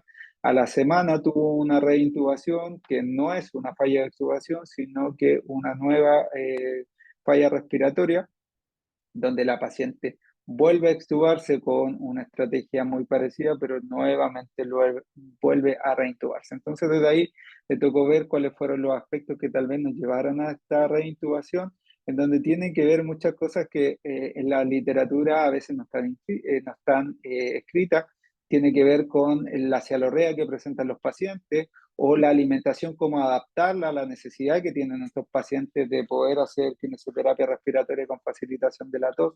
Y son cosas que fuimos poco a poco depurando y que la paciente satisfactoriamente pudo ser extubada finalmente, con la misma estrategia del 22-0, más el reclutamiento de volumen pulmonar, facilitación de la tos manual y mecánica.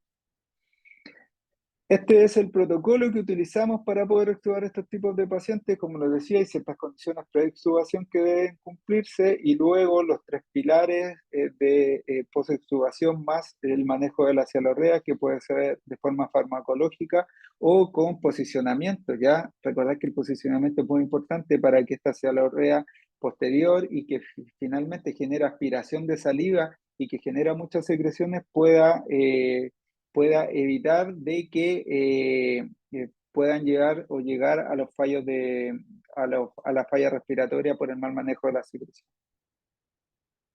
Bueno, este video lo mostró el doctorado, no está de más verlo, es muy bonito porque la paciente recién extubada, ustedes pueden ver que se descubre y no hay respiración paradojal muy característica en el AME1.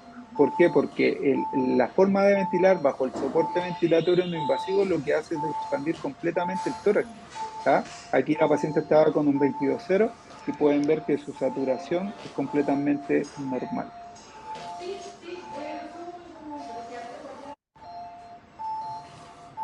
Bien.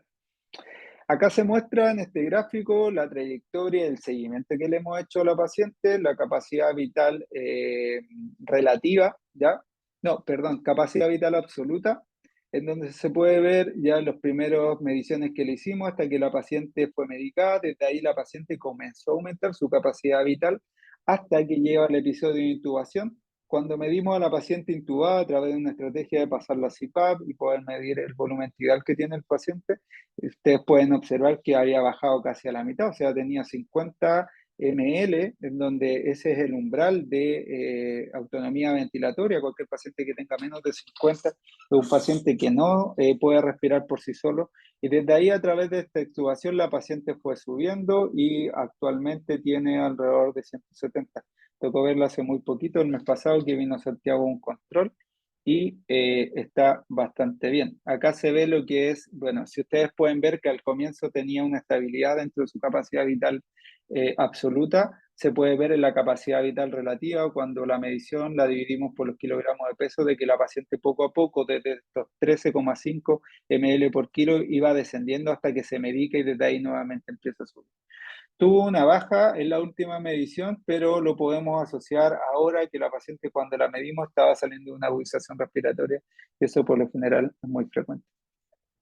Acá estoy con la paciente en el Hospital Luis Calvo Maquena, está muy grande, sigue con su soporte, sigue con su ombú, con su asistente mecánico de la tos, y poco a poco ha ido desarrollando su tórax.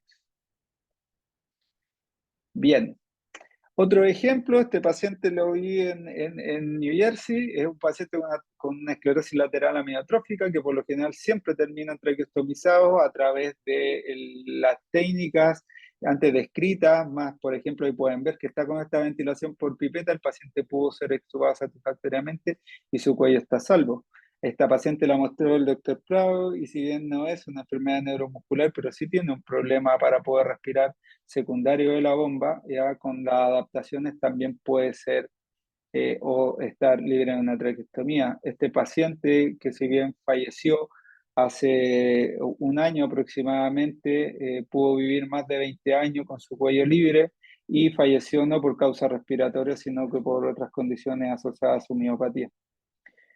Don Héctor también falleció, una esclerosis lateral amiotrófica muy consecuente con lo que pensaba, decidió nunca traqueostomizarse y pudo vivir durante mucho tiempo sin una traqueostomía con la estrategia antes descrita.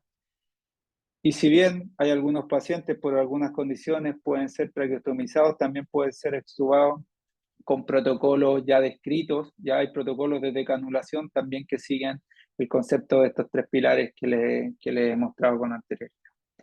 Pilares de abordaje respiratorio, no olvidarlo, soy repetitivo, pero creo que ahí va a llegar el mensaje, así que espero que esto les pueda ir sirviendo. Muchas gracias. Muchas gracias, Antonio, por tu presentación. Gracias a ambos por estar disponibles para esta instancia de capacitación, y que esperamos haya sido también de utilidad a todos los profesionales que se conectaron. Eh, Recordarles que estamos leyendo sus preguntas en el chat para que vayan escribiéndolas y poder ir comentando acá. El doctor Prado estuvo haciendo ahí algunos aportes en el chat. No sé si gustas ahora, Francisco, comentar algo o hacerle la pregunta directamente a Antonio para conversar unos minutos. Sí, mira, me llegó una pregunta bien interesante que la anoté acá a mi WhatsApp. Dice: Antonio, ¿cómo estuvo un paciente con atrofia muscular tipo 1 o un paciente con distrofia muscular de Duchenne con cifoscoliosis con alta curva que superó columna, o un paciente con AM2 que requirió una gastrostomía? Hago pruebas de ventilación espontánea, te leí en publicaciones y te sigo en redes, pero este punto no lo logro, entre comillas, digerir. Gracias. Muy buena pregunta.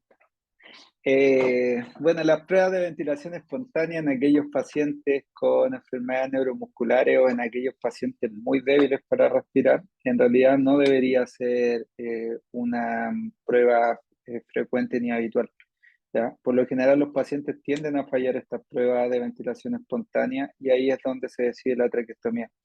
Hay que tener en cuenta que los protocolos de extubación para enfermedades neuromusculares desarrolladas por el doctor Bach hace más de 25 años, que lo está haciendo con una alta tasa de éxito, mayor al 80 y tantos % en aquellos tiempos cuando no tenía esta estrategia incluso de PIP o EPAP 0, ni estos ventiladores tan sofisticados que hay hoy en día.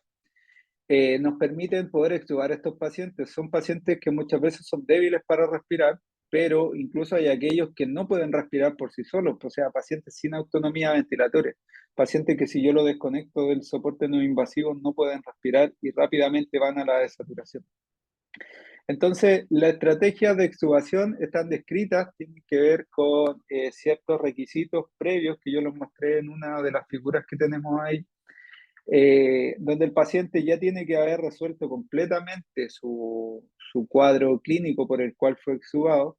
¿Ya? No debería estar con oxígeno porque el oxígeno tiende a falsear lo que es la saturación de oxígeno, o sea, nos pone una venda, no sabemos cuándo hacerlo toser.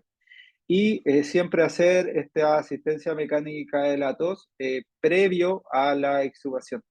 Una vez que se saca el tubo, debe soportarse completamente con estas estrategias que yo les decía, con una programación completa que permita al paciente poder hacer o respirar a través de esta programación. Luego de eso, cada vez que el paciente sin oxígeno, o sea, con oxígeno ambiente, tenga desaturaciones bajo 95, facilitar la tos y el manejo de la cialorrea es importante, sobre todo en aquellos pacientes que tienen más trastorno de la dilución o tienen afectación de la musculatura vulvar inervada. Esa forma de extubar, como les dije, descrita hace muchos años atrás, sirve mucho, lo hemos probado en Chile, les mostré el ejemplo claro de esta paciente Saray, pero así como esta hay otros pacientes. ¿Cuál es el punto clave acá? Que la extubación no es el fin de todo esto, sino que después hay que estar muy atento al paciente porque son pacientes que tienden a tener mucha cialorrea, pacientes que tienden a tener mucha aspiración de saliva y también tienden a generar muchas secreciones que podrían obstruirlo y generar desaturaciones extremas que los vuelvan a reintubar. Ya ese es un concepto clave, el posicionamiento es algo que nos ayuda mucho, el decúbito lateral hace de que la cialorrea caiga por gravedad y evitar de que estos pacientes tengan este riesgo. Una vez estabilizados estos pacientes y ya sin el riesgo de reintubaciones, cuando se van a sus casas, la educación a los padres es fundamental para evitar de que el riesgo de fallas respiratorias asociadas a secreciones los lleve a intubaciones y a traqueostomía totalmente innecesarias. Bueno, gracias, Antonio, por tu corta respuesta. Hay otra que nos llegó también a mi chat. Me dice Antonio, ¿por qué insistes tanto en no traqueostomizar en pacientes con atrofia muscular tipo 1 si por años lo hemos hecho y tenemos pacientes que han vivido más de 15 años con traqueostomía? ¿No será eso posible con John Bach? Gracias.